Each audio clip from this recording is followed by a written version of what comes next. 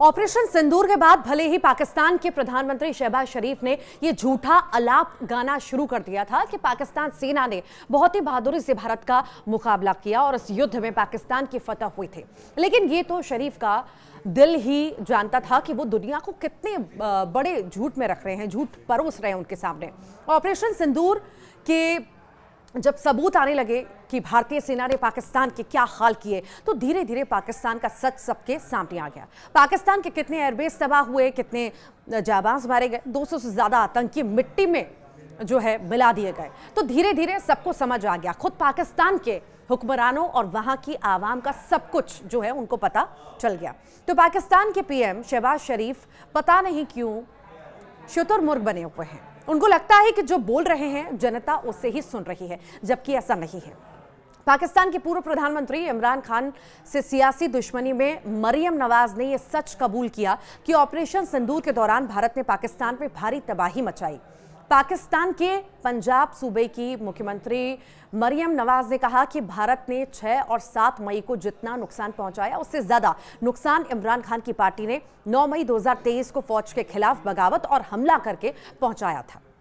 मरियम नवाज का यह बयान उस वक्त आया जब पहले से ही प्रधानमंत्री शहबाज शरीफ के एक वीडियो में भारत द्वारा नूर खान समेत कई एयरबेस पर मिसाइलें हमले की बात सामने आ चुकी है। शहबाज ने खुद स्वीकारा था कि भारतीय मिसाइलें पाकिस्तान की जमीन पर गिरी थी और वायुसेना ने उन्हें नाकाम करने की कोशिश की।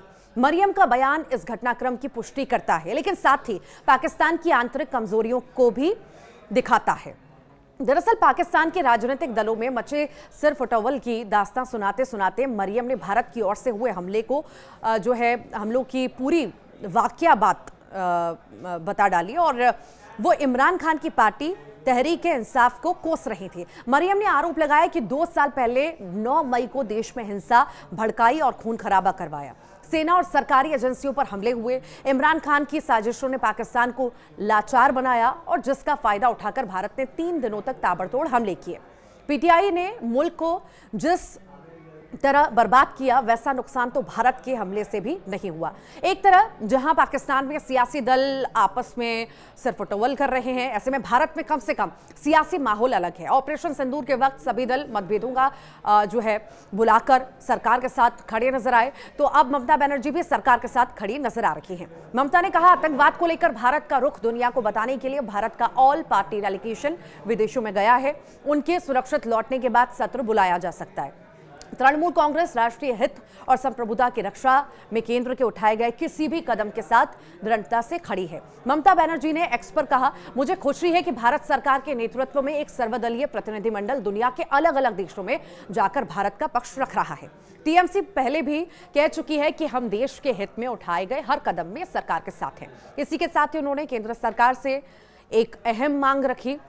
ममता बनर्जी ने कहा है कि जैसे ही ये प्रतिनिधिमंडल सुरक्षित स्वदेश लौटे, वैसे ही संसद का एक विशेष सत्र बुलाया जाए ताकि देश की जनता को हाल ही में हुए संघर्ष और अंतर्राष्ट्रीय स्तर पर घट रही घटनाओं की पूरी जानकारी दी जा सके। उन्होंने जोर देकर कहा कि इस महान राष्ट्र की जनता को सबसे पहले पता चलना चाहिए कि क्या हो रहा है। तृणमूल कांग्रेस के सांसद अभिषेक बनर्जी भी प्रतिनिधिमंडल में शामिल हैं।